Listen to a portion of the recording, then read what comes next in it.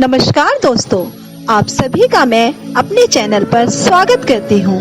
जैसा कि आप सब जानते हैं, हिंदू धर्म में एकादशी का बड़ा ही महत्व है। जिस प्रकार एकादशी का व्रत करने से हमें पुण्य प्राप्त होता है, उसी प्रकार एकादशी की कथा सुनने से भी हमें उतना ही पुण्य प्राप्त होता है।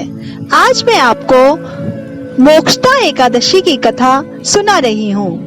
यह एकादशी माघशीर्ष महीने के शुक्ल पक्ष में आती है।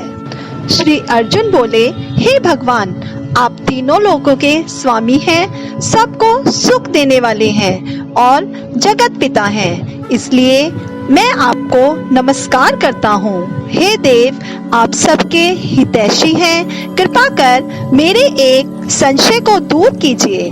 माघशीर्ष माह के शुक्ल पक्ष में जो एकादशी होती है, उसका नाम क्या है? उस दिन कौन से देवता की पूजा की जाती है और उसकी विधि क्या है? भगवान, मेरे इन प्रश्नों का विस्तार सहित उत्तर देकर मेरे संदेह को दूर कीजिए, बड़ी कृपा होगी। भगवान कृष्ण बोले, हे अर्जुन, तुमने अत्यंत उत्तम प्रश्न किया है, इसलिए तुम्हारा यश संसार में फैलेगा। तुम ध्यान पूर्वक सुनो। माघशीर्ष माह के शुक्ल पक्ष की एकादशी अनेकों पापों को नष्ट करने वाली है। यह मोक्षदा के नाम से प्रसिद्ध है। इस दिन श्री दामोदर भगवान की पूजा धूप, दीप, नैवेद्य आदि से भक्ति पूर्वक करनी चाहिए। हे अर्जुन, अब मैं एक पुराण की कथा कहता हूँ। इस एकादशी के व्रत के पुण्य के प्रभाव से नरक में गए ये माता पिता पुत्रादि को स्वर्ग की प्राप्ति होती है। इसकी कथा इस प्रकार है, तुम ध्यान पूर्वक सुनो। प्राचीन गोकुल नगर में बैखानस नाम का एक राजा राज्य करता था। उसके राज्य में चारों वेदों के ज्ञात ब्राह्मण रहते थे। रात्रि को एक दिन स्वप्न में राजा ने अपने पिता को नरक में पड़ा देखा। उनको स्वप्न में देखकर बड़ा आश्चर्य हुआ और प्रातःकाल होते ही वह ब्राह्मणों के सामने अपनी सब स्वप्न की कथा कहने लगा। हे ब्राह्मणों, रात्रि को स्वप्न में मैंने अपने पिता को नरक में पड़ा देखा और उन्होंने मुझसे कहा कि हे पुत्र, मैं अब नरक भोग रहा हूँ, मेरी यहाँ से मुक्ति करा दो। जब से मैंने उनके यह वचन सुने, तब से मुझे चैन नहीं है। मुझे अब राज, सुख, ऐश्वर्य, हाथी घोड़े, धन संपत्ति, स्त्री पुत्र आदि कुछ भी सुखदायक प्रतीत नहीं होते हैं। अब मैं क्या करूं, कहाँ जाऊं? इस दुख के कारण मेरा शरीर तप रहा है।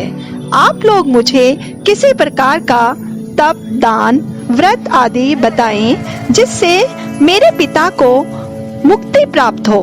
राजा के ऐसे वचनों को सुनकर ब्राह्मण बोले, हे राजन, यहाँ से करीब ही वर्तमान, भूत, भविष्य के ज्ञाता एक पर्वत नाम के मुनि हैं। आप यह सब बातें उनसे जानकर पूछ लीजिए, वे आपको इसकी विधि बता देंगे।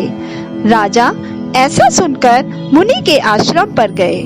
उस आश्रम में अनेकों शांति चित्त योगी और मुनि तपस्या कर रहे थे। उस समय चारों वेदों के ज्ञाता पर्वत मुनि दूसरे ब्रह्मा के समान बैठे थे। राजा ने जाकर उनको साष्टांग प्रणाम किया। पर्वत मुनि ने उससे कुशल मंगल पूछा। तब राजा बोले, हे देवर्षि, आपकी कृपा से मेरे राज्य में सब कुशल हैं, परंतु अकस्मात एक विघ्न आ गया है, जिससे मुझे अशांति हो रही है। अब आप कृपा करके मेरे इस संशय को दूर कीजिए। ऐसा सुनकर पर्वत मुनि ने एक क्षण के लिए नेत्र बंद कर लिए और भूत भविष्य का विचारने लगे।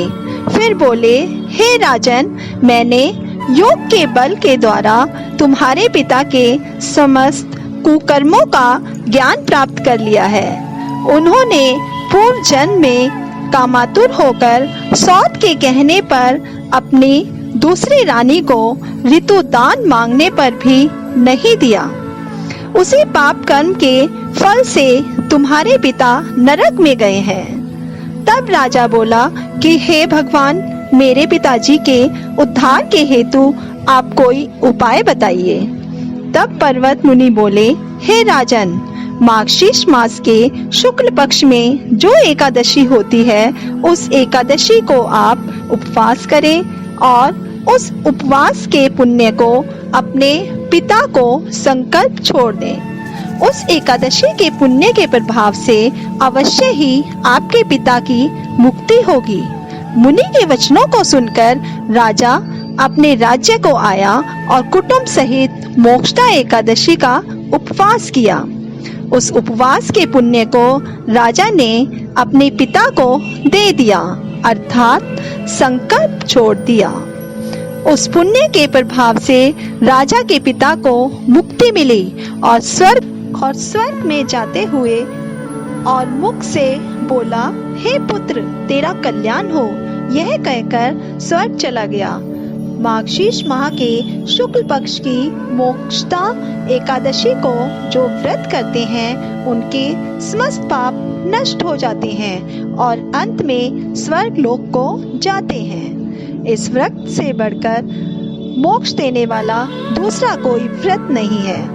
इस कथा को सुनने व पढ़ने से वाजपेयी यज्ञ का फल मिलता है। यह व्रत मोक्ष देने वाला चिंतामणि के समान है। धन्यवाद। अगर आपको यह वीडियो पसंद आई हो तो इसे लाइक करें, अपने परिवार और दोस्तों के साथ शेयर करें और हमारे चैनल को सब्सक्राइब करना ना भूलें।